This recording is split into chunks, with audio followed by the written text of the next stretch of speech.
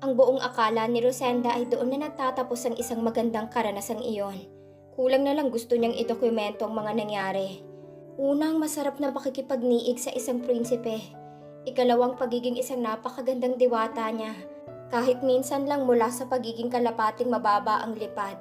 At ikatlong, erotic love scene nila ni Tyrone sa buhanginan sa ilalim ng dilaw na buwan na tanging sa pelikula mo lamang matutunghayan. Wow! Wow! Wow! Solved na si Rosenda doon. Okay na siya. Huwag na sana siyang gisingin pa. Huwag na sana. Pero laking gulat ni Rosenda nang gisingin siya ng hampas muli ng alon sa kanyang mga ilusyon.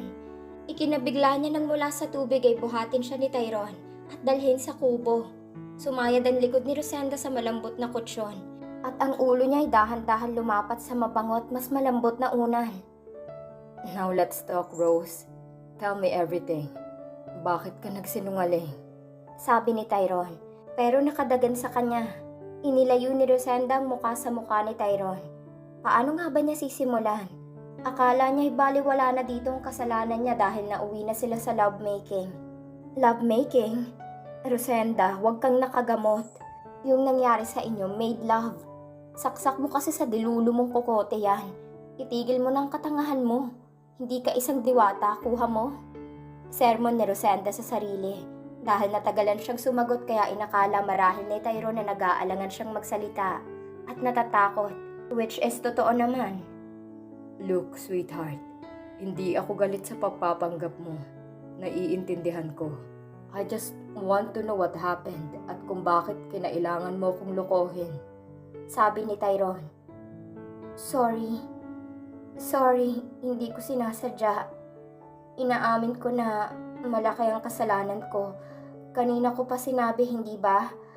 Hindi ko intensyon ang lokohin ka. Sa totoo lang, sa isang linggong nagdaan, ilang beses kong tinangka na sabihin. O kaya ay magkunwari na lang na nakaalala na para matapos na. Sabi ni Rosenda. Natatakot ako at hindi ako sanay sa mundo ng pagkukunwari. Ako ang unang napapraning. Ang kaso, natuluyan ng tumulo ang pinipigilang luha ni Rosenda. Patawad dahil ginamit kita para sa pagtakas. Patawad dahil naisip kong samantalahin ang pagkupkup mo para makalayo sa pangit na mundo ko. Sorry, dahil paminsan-minsan gumaganang pagka-ilusyonada ko.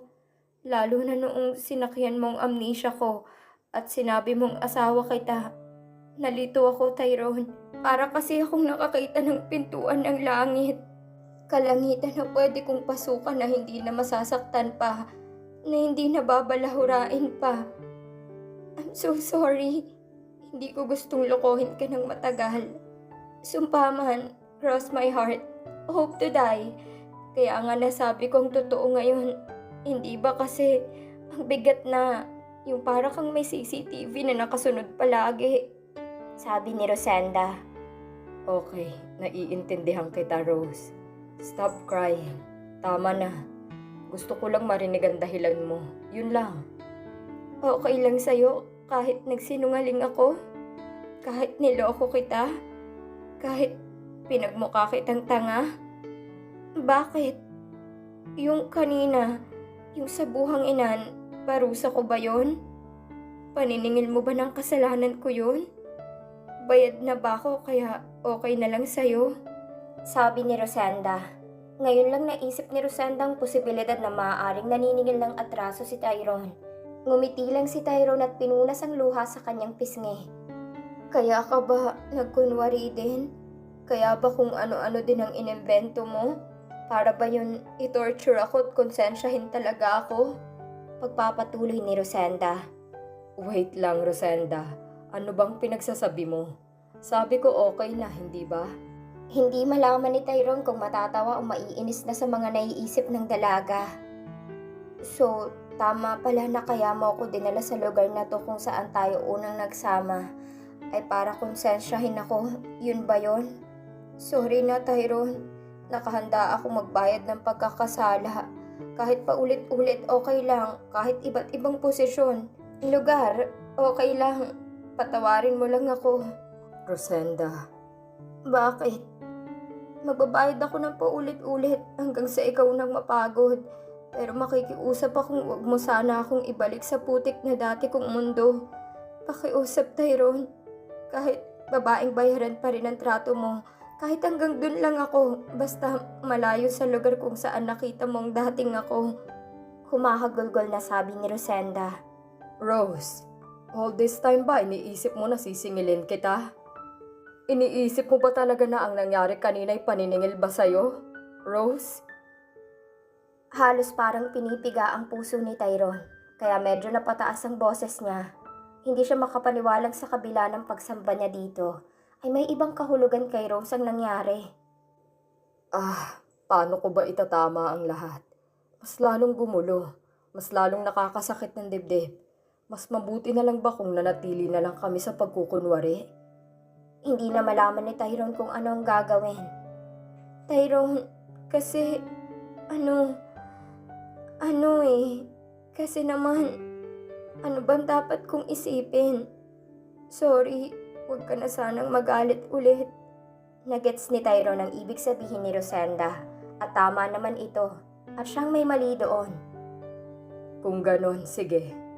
Isipin mo na nga lang na naniningil ako para mapilitan kang magbayad palagi. At dahil sa pagsisinungaling mo, nagawa ko rin magsinungaling para lang sakyan ka. Kaya double na ang kasalanan mo. Now pay me, Rosenda. Dahil yun ang mas gusto mong isipin. Sabi ni Tyrone. Ang punto ni Tyrone ay para manatili ang dalaga sa tabi niya. Natatawa si Tyrone dahil may dahilan na ulit para manatili si Rosenda sa tabi niya. Kanina kasi nang bigla itong umamin na hindi man lang niya tinatanong, ay natakot na siya. Akala niya lilipad na ang kalapating diwata ng buhay niya. Buong akala ni Tyrone kaya umamin si Rosenda sa lahat ng ginawa nito, ay para makabalik na sa kasintahan nito at ayaw na sa tabi niya. Iyon ang nasa isip niya. Kaya eto mas ikinagalak niyang isipin ni Rosenda na magbayad na lang. At dahil doon palagi niya itong sisingilin na lang para palaging nasa tabi niya at huwag siyang iwan. Pero para sa dalagang namulat sa mundong ang lahat ay may presyo, at ang lahat ay dapat pinagpapaguran, at ang lahat ay may katapat na halaga. At alam ni Rosenda ang kahulugan ng salitang yun ni Tyrone. Kaya ang magic word na hinihintay-hintay sana niya, ay alam nilang tinangay na ng hangin at nalunod na sa dagat. Ano nga bang nakapagtataka? Kailan ba may nagtangkang alagaan at pagkaingatan ng isang kalapati lamang? Hindi ba't madalas lamang itong ikulong sa isang hawla? At kung pakawalan man ay muling papalakpakan upang mapasa kanya ulit. Para ano? Para ikulong lamang at ibenta sa may kailangan. Pinakatitigan ni Rosenda ang noon ay nakatanaw sa bintanang si Tyrone. Hindi niya maisip noon kung ano ang bumabagabag dito. At palagi itong nakatanaw sa malayo. Pero siguro ganito lamang ang mga bulag. Napakagwapo ng kanyang prinsipe. Ang bobo ng diwatang nakilala mo, Tyrone. Dahil mas pinili niya maglaho sa buhay mo. Kung pwede ka lang pangitiin ng isang hamak na kalapating ito ay ginawa ko na. Kung karapat-dapat lamang sana ang isang kalapating tulad ko para sa'yo, ay ako na marahil si Cinderella, o si Sleeping Beauty, o si Snow White, na mabubuhay sa ligaya at pag-ibig. Pero bumalik sa realidad si Rosenda. Sinimulan ng pagbabayad sa pagkakasala. Yun ang mundo niya. Doon siya nababagay. Pagapang na lumapit si Rosenda kay Tyrone, inihanda ang sarili sa paraan ng pagbabayad na tanging alam niya. Hinalikan ni Rosenda si Tyrone na alam niyang ikinabigla ng lalaki. Pero dahil marubdob agad ang halik ni Rosenda, ay muling napakapit sa batok ni Rose si Tyrone. Gumapang ang halik ni Rosenda sa leeg at sa dibdib ng hubad pang si Tyrone. Mabilis ang kilos ng dalaga, maging ang mga halik ay mabilis. At naging mas mabilis at bumaba sa kanyang abs at naglunoy sa kanyang pusod. Nakakapaso ang bawat halik ni Rosenda. At katulad kanina sa dalampasigan, ay muling naalala ni Tyrone ang ligayang naganap na kanilang pinagsaluhan. Mahimbing na ang tulog ni Rosenda. Kahit kasi anong halik niya sa leeg nito at sa ilalim ng tenga, kung nasaan ang kiliti ng dalaga, ay hindi na ito nakikiliti pa. Dinig na rin niya ang payapang paghinga nito. Hindi katulad kanina na nakikipagsabayan ng tibok ng puso nito sa hingal ng dalaga. Alam niyang napagod niya ito ng husto. Sa dalampasigan pa lamang. Ngayon naman ay ito ang gumawa. Itong mas napagod kesa sa kanya. At alam niyang nanibago si Rosenda sa bigat niya. Nasabi na niya ang nararamdaman kay Rosenda. Kasabay niyon ay inamin na rin niya sa sariling paghahangad at pagsamba ng buong puso kay Rose. Iisang tabi niya ang takot. Iisang tabi ang mga agam-agam. Tama siya. Tama ang puso niya. Iba si Rosenda. Ibang-iba. Pati ang paraan ng pagsumbat. Pati ang paraan ng pagtakas sa kalagayan ay ibang-iba. Malayong malayo sa nakaraang akala niya ay ang magiging buhay na niya. I love you, Rose. Please stay. Please love me. Bulong ni Tyrone bago hinalikan sa noong tulog na dalaga at dahan-dahan bumangon. Binigyan niya ng senya si Tyrone para puntahan siya. Sir, anong nangyari, sir? May nangyari ba? Ano, sir? Nakaano ka na ba? Naano mo na ba, sir? Humihingal na sabi ni Tando. Nagpanik kasi siya nang biglang mag-miss call lang amo. Sa huling silip niya patakas kay Manang Sita, ay nakita niyang binuhat ni Tyrone ang dalaga patungo sa kubo. Gusto nga sana niyang takbuhin ito dahil baka mabunggo ang amo. Pero nagdadalawang isip siya dahil hubad pa rin si Miss Rosenda. Saka naisip ni Tando na kabisado ni Tyrone ang dagat at ang kubo at maging kung ilang hakbang ang pagitan nito. Dito lumaki ang amo niya. Hindi sumagot si Tyrone pero nakita ni Tando ang liwanag sa mukha ng amo. Liwanag ng nagpakawala ng irigasyon na kay tagal ng tagtuyot.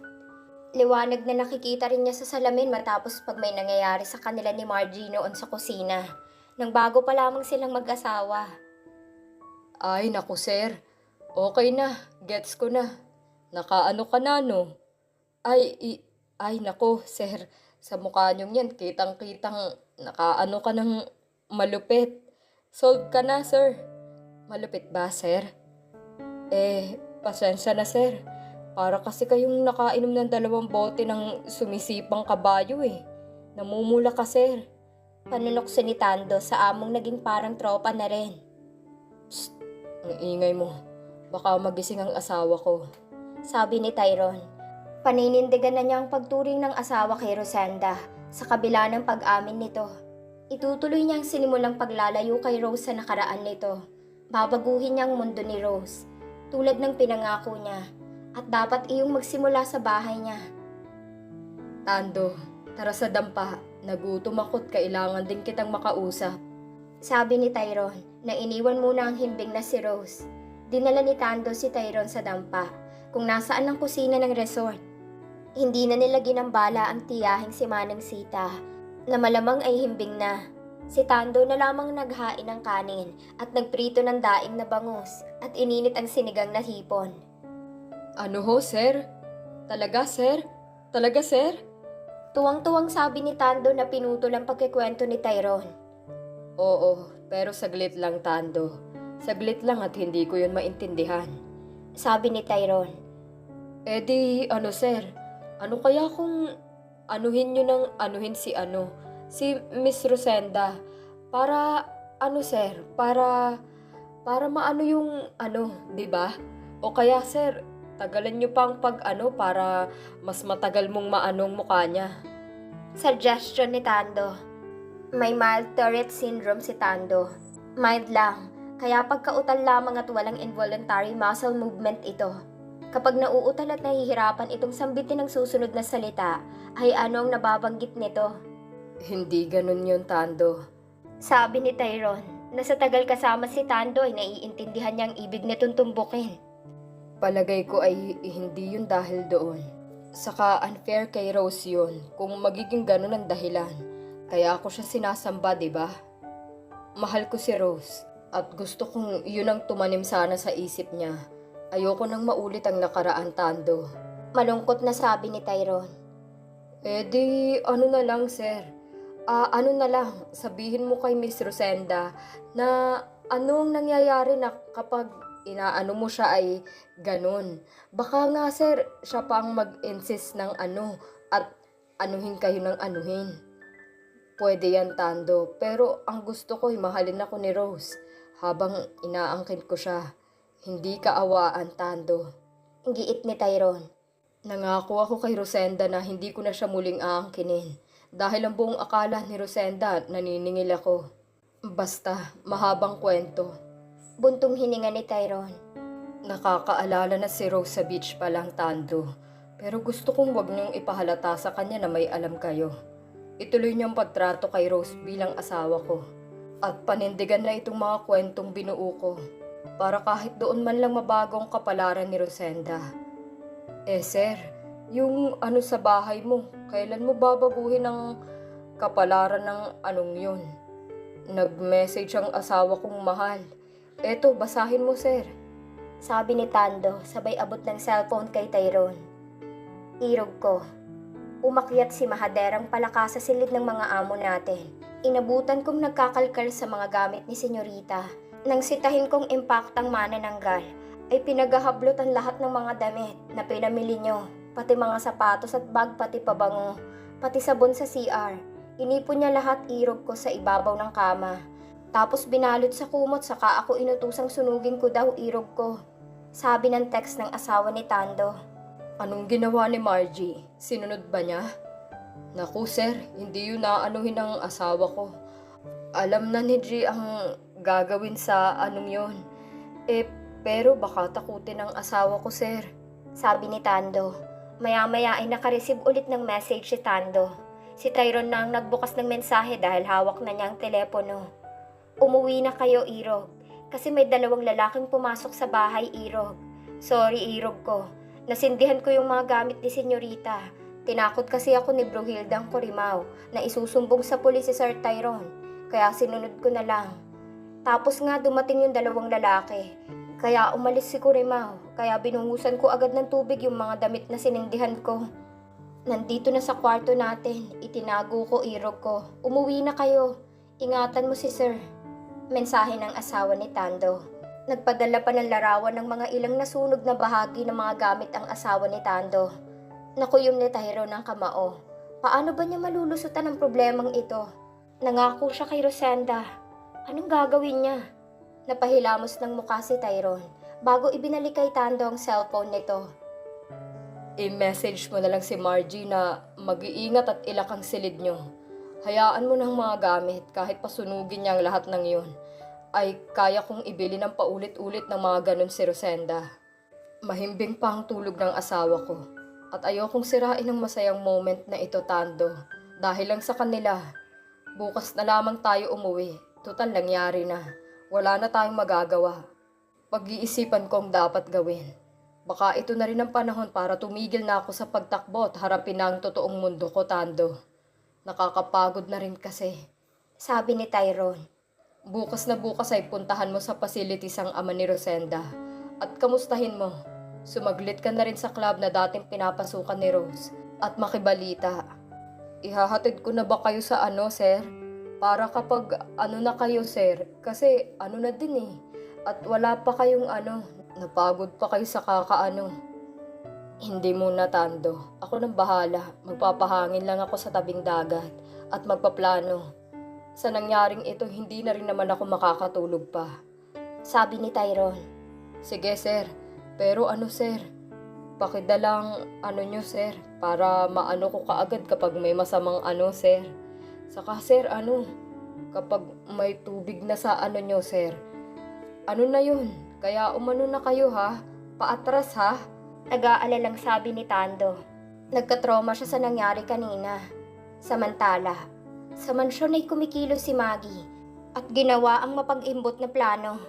Nagdiriwang pa sa pagkasunog ng gamit ni Rose, ang babae ni Tyrone. Nang biglang sumulpot ang 2 taong binabayaran ni Maggie at nag-report sa kanya. Ang tagal nyo, para iisang tao lamang ang inuutos ko, sabi ni Maggie. Pasensya ka na. Kapos kami ng budget. Kulang pa sa panggas at pangkain ang in-advance mo. O siya, sige na. Mag-aabot ako mamaya. Anong balita, ha?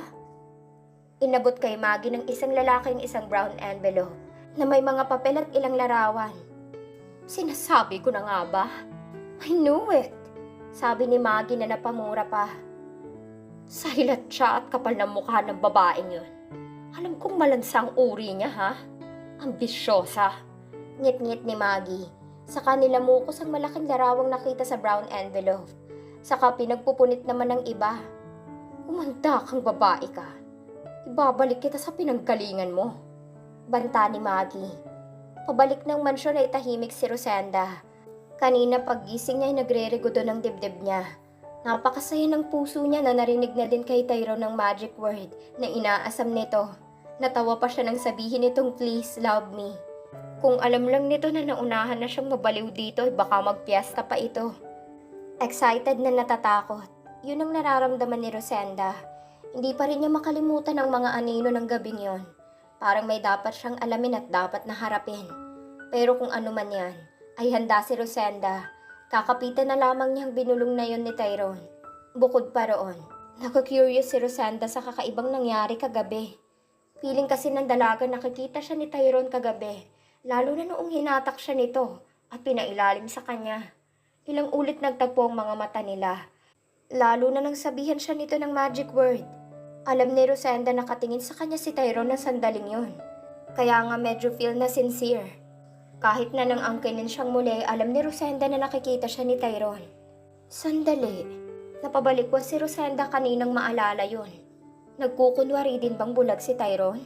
Pero bakit? Katulad ko rin ba siyang may gustong takasan? Ang mga agam-agam na yun ay manahan sa puso ni Rosenda. Kaya tahimik siya mula nang gisingin siya ni Tyrone at yayaing mag-almusal. Nahihiya at nag-aalangan pa si Rosenda na aminin ang nararamdaman kay Tyrone. Natatakot siya at nahihiya at the same time. Takot na baka panaginip lang. Nahihiya rin naman siya na sunggaban agad-agad. Alam niya baka ibang maisip ni Tyrone kapag oo agad-agad ang peg niya. Yes na nga agad ang pag-aaring niya kaya bahala na lang si Tyrone mag-isip. Naisip ni Rosenda na mamahalin at aalagaan na lamang niya si Tyrone sa sarili niyang paraan. Kung totoong mahal nga siya nito, siguro naman ay hindi siya nito paaalisin sa mansyon. Okay lang sa kanya ang share, parang dormitory lang. Share din sa asawa. Masaklap man, may choice ba siya? Ikaw ba naman? Naiisip ni Rosenda na kahit naroon ang asawa nito kahit harapang kabit siya nito. Ang mahalaga mahal siya ni Tyrone, kahit ilang porsyento pa yon. Ngayon pa lang ay naiintindihan niya ng mga kabit na hindi pagsira ng pamilya ang hangad. Inaamin naman ni Rosenda na kasama sa plano niyang magpanggap ay ang akitin si Tyrone para magustuhan siya. Plano talaga niyang iseduce ito nang tuluyan na siyang patusin. Hindi para lokohin, kundi para magkaroon siya ng connection kay Tyrone para hindi siya itaboy nito. Sa totoo lang balak pa nga niyang gamitan ito ng malulupit na moves. Helicopter, kangaroo at lotus o kaya spider. Sawa na siya sa dog style at eagle. Nabigla ang pag-aari niya talaga. Sa isip ni Rosenda sa oras na matukso si Tyrone at sipingan siya, magiging bond nila yon para hindi siya nito bitawan. Kahit pa nga walang kasiguruhan iyon. At ngayon na nangyari na, may bonus pa dahil mahal na daw siya nito. Yung magic word talagang nagpanginig ng tuhod niya eh. Masaya si Rosenda at sa puso at isipan niya babawian si Tyrone sa mga naging sala niya. Pakamamahalin din niya ito. Kahit lihim lang, poprotektahan at aalagaan sa sarili niyang paraan. Lalo pa't pagkagising niya at hanggang ngayon, ay hindi nagbabagong turing at trato sa kanya ni Tyrone. Asawa pa rin siya kung tawagin. Pati ang mga tao sa paligid niya, senyorita pa rin ang tawag sa kanya. Mukhang hindi naman siya binuking ni Tyrone sa lahat. Masama ba ang pakiramdam mo, sweetheart? Kanina ka pa walang kibo matapos mag-almusal. Hindi ba masarap ang luto ni Manang? Biro ni Tyrone. Ala, naku, Senyorita Rose, get ko naman na medyo matanda na ako. Pero abay paborito ni Tyrone ang sinigang na hipon. Sabi ng matanda, kasama na niya ngayon sa sasakyan. Sabi ni Tyrone ay babalik na muna ng mansyon si Manang Sita. Dahil 1 linggo mula ngayon ay manganganak na si Margie at mawawalan daw siya ng kasama. Naku, hindi po Manang. Masarap nga po eh, parang luto ng nanay ko. Pasensya na po kayo. Ewan ko ba pagkising ko matamlay ako. Sabi ni Rosenda. Kinabig siya ni Tyrone at niyaka. Maybe you're tired, Rose. Sorry, pinagod kita ng sobra. Nangingitig sabi ni Tyrone. Hoy, ano ka ba? Nakakahiya naman Tyrone. Hindi naman dahil doon. Sita ni Rosenda na napatingin sa nakangiting si Tando. Okay lang yan, senyorita. Ano na namin yan? Alam naman naming ano nyo ang isa't isa. At normal lang naman ang diba? Sabi ni Tando na mas lumapad ang ngiti. Tama, senyorita. Gets na namin ang mga dapat i-gets. Saka deserve nyo yan. Gets nyo ba? Dugtong naman ni Manang Sita.